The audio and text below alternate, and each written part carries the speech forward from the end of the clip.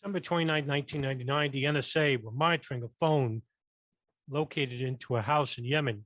They had listened in on phone calls revealing that al-Qaeda operatives Khalid al-Mihdhar, Nawaf al-Hazmi, and his brother Salim al-Hazmi are to attend an important meeting in Kuala Lumpur, Malaysia in January of 2000. Khalid al-Mihdhar's full name was mentioned, as well as the first names of Nawaf al-Hazmi and Salim al-Hazmi. On this day, the NSA shares this information with the CIA's Alex station, which is the bin Laden unit. Other U.S. intelligence agencies, including the FBI headquarters and the FBI's New York field office, are told as well. Although Khalid al-Mihdhar's full name was mentioned in the call, the NSA only passes on his first name. Also, the NSA has already learned from monitoring the Yemen hub that Nawaf's last name is al-Hazmi, and that he has longtime friends with Khalid al-Mihdhar. However, they either don't look this up in their records or don't pass it on to any other agency. Later, an NSA analyst makes a comment that it is shared between the intelligence agencies that, quote, Salim may be Nawaf's younger brother, end quote. A CIA case officer will later tell the 9/11 congressional inquiry that information from the Africa embassy bombings in August 7, 1998 was reviewed in late 99 during a worldwide effort to disrupt Millennium attack plotters, and a kind of turning fork buzzed when two al-Qaeda operatives reportedly planning a trip to Kuala Lumpur were linked indirectly to what appeared to be a support element involved with the Africa bombers. The fact that they are connected to the Yemen communications hub already indicates some importance within al-Qaeda. It is learned they are connected to the embassy bombings in some way. The NSA report about them on this day is entitled, quote, Activities of bin Laden Associates, end quote, showing the clear knowledge of their ties to bin Laden. The CIA will track Khalid al-Mihdhar and Nawaf al-Hazmi to the Malaysia summit meeting and have their photographs taken along with other people who attend the meeting. The use of this phone stops 2 months after the August 1998 African bombings. However, it appears that Osama bin Laden and other al-Qaeda leaders continued to use other satellite phones occasionally after this time. Shortly after 9/11, author James Bamford, an expert authority on the NSA, quote, about a year or so ago, the NSA lost all track of him. He may still use satellite phones occasionally to talk about something mundane, but he discovered that the transmitters can be used for honing, end quote.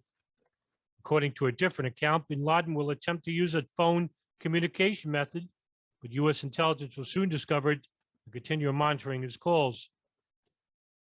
So what were they listening to?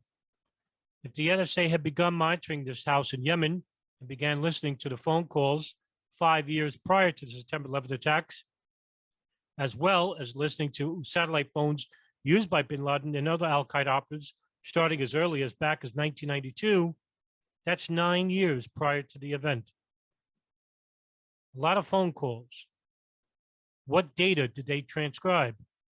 What data did they hear from these serious al-Qaeda leaders and associates? This is what we need to be talking about. And we need to have this information declassified so that we can know whether they knew whether the September 11, 2001 terrorist attacks were upcoming, or were they not talked about at all. Either way, this information definitely needs to be known to the people. As for the NSA not sharing data, as well as the CIA regarding the FBI and the State Department about al-Qaeda operatives coming inside the country, that needs to be addressed as well.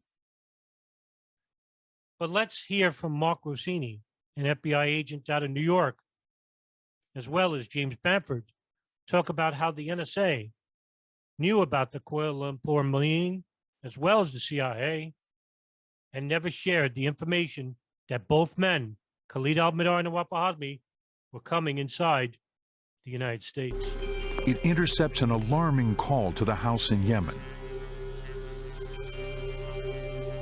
instructing 2 al-Qaeda foot soldiers to fly to Kuala Lumpur, Malaysia, for what sounds like a terrorist summit. The foot soldiers are Khalid al-Mihdhar and Nawaf al-Hazmi. This is the phone call that sets in motion the 9/11 attacks.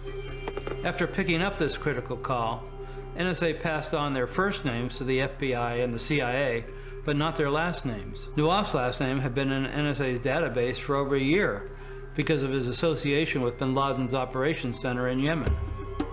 But apparently the NSA never looked it up.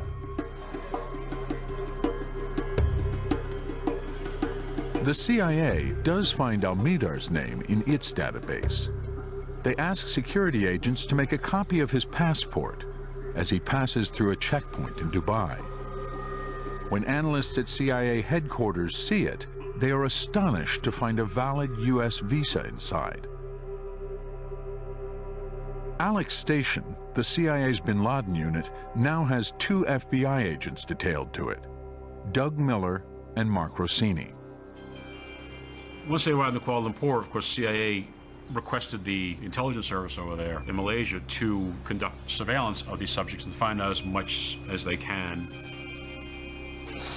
They took photographs, followed them, and you read from that one of the individuals had a visa to come to the U.S.